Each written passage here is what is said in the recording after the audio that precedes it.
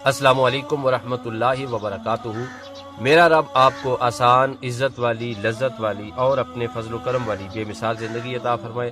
اللہ تعالیٰ آپ کی تمام تر پریشانیاں، تکلیفیں، دکھ درد دور فرما کر آسانیاں ہی آسانیاں عطا فرمائے، آمین۔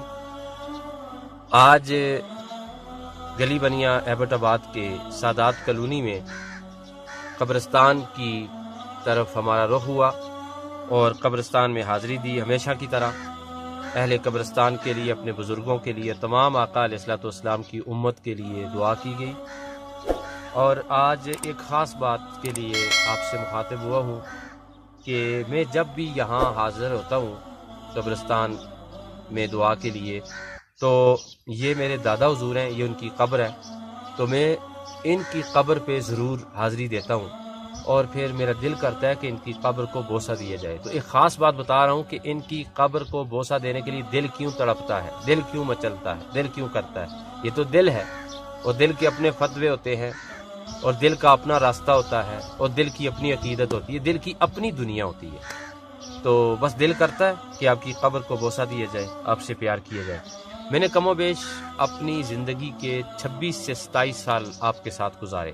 قرآن مجید آپ سے پڑھا، بے شمار مرتبہ آپ سے مار بھی کھائی، بے شمار مرتبہ آپ نے حوصلہ افزائی بھی کی، تھپکی بھی دی، اور زندگی کے رہنما اصول آپ ہی نے سکھائے، اور آپ ہی کا جلایا ہوا چراغ جس کا نام علامہ پیر سید محبوب حسین شاہ صاحب کاظمی ہے۔ پھر ان کے بے شمار ہزاروں کی تعداد میں بچے مدرسوں میں داخل ہوئے اور کم و بیش 100 سے زیادہ آپ کے جو شاگرد ہیں وہ اس وقت منبر و محراب کے وارث ہیں۔ تو انہوں نے اپنی اولاد کو پڑھایا۔ ان کے اندر بے شمار خوبیاں تھیں، لیکن ایک خوبی کی وجہ سے میری ان کے ساتھ عقیدت زیادہ ہے، محبت زیادہ ہے، وہ میں بتاتا ہوں۔ مثلا ان کے اندر یہ خوبی تو یہ تھی کہ یہ عالم تھے اور مسجد میں نماز پڑھاتے تھے۔ دوسری خوبی، تیسری خوبی یہ تھی کہ اپنے خاندان کو متحد رکھا تھا انہوں نے۔ چوتھی خوبی یہ تھی سخی تھے۔ اس کے علاوہ ان کے اندر یہ خوبی تھی پڑھتے رہتے تھے، کتابیں پڑھتے رہتے تھے، پھر علم آگے تقسیم کیا کرتے تھے، وعدے کے پابند تھے اور گڈ کریکٹر تھے۔ با کردار زندگی آپ نے گزاری، بے داغ زندگی گزاری ہے، صاف ستھری زندگی تھی۔ میں نے خود ان کو تہجد پڑھتے ہوئے دیکھا اور بہت سی ان کے اندر خوبیاں تھیں۔ اپنی ساری اولاد کو پڑھایا انہوں نے۔ تو پھر مزدوری کرتے تھے اور مزدوری کر کے نماز بھی پڑھاتے تھے، اپنے بچوں کو پڑھاتے تھے۔ اور جن کی زبان کے مطابق یہ کہا کرتے تھے، فرمایا کرتے تھے کہ میں جناب 30 سال یا 35 سال تھوڑا مارا ہے۔ تھوڑے کا مطلب یہ تھا کہ پتھروں کی چنائی کرتے تھے، دیواریں بناتے تھے مکانوں کی۔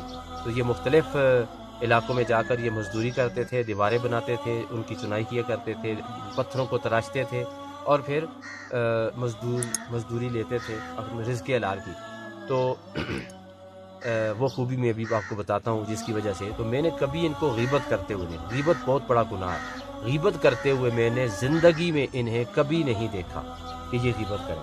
تو غیبت ایک بہت بڑا گناہ ہے، حدیث شریف میں بھی اس سے منع کیا گیا ہے، قرآن مجید میں بھی اس سے منع کیا گیا ہے، اس کی بڑی مذمت کی گئی ہے۔ تو اب یہ میرے دادا حضور تھے، ان کی اس خوبی سے اور بہت ساری خوبیوں سے میں امپریس ہوں۔ تو مانا کیا ہوا کہ بڑا بندہ اگر گناہ کرے تو اس کے گناہ کا اثر یا اثرات اس کی اولاد میں منتقل ہوتے ہیں، اور بڑے بندے کے اندر نیکیاں ہوں تو ان نیکیوں کی جڑیں اولاد میں بھی ہوتی ہیں۔ تو مجھے آپ کی سب سے جو ٹاپ پہ خوبی لگتی ہے، یہ جس کو میں سب سے زیادہ سلامی عقیدت کرتا ہوں، وہ ہے جی غیبت نہ کرنا۔ آپ کے بے شمار دشمن بھی تھے، اختلاف رائے کرنے والے بھی تھے، آپ کا مقابلہ کرنے والے، سوچ رکھنے والے بھی تھے۔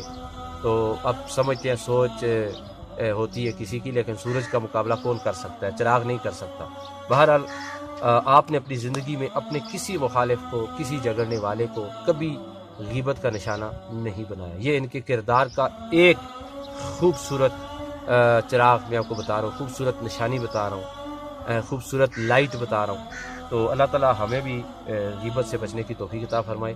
اللہ تعالیٰ میرے دادا حضور سمیت تمام اہل قبرستان کو، آپ کے اور میرے تمام اقربا کو، اور تمام حضور پاک صلی اللہ علیہ وآلہ وسلم کی امتیوں کو اہل جنت بنائے اور جنت الفردوس میں اعلیٰ مقام عطا فرمائے۔ اور جو لوگ زندہ ہیں انہیں نیک لوگوں کی اچھی صفات اپنانے کی توفیق عطا فرمائے۔ وآخر دعوانا ان الحمد للہ رب العالمین۔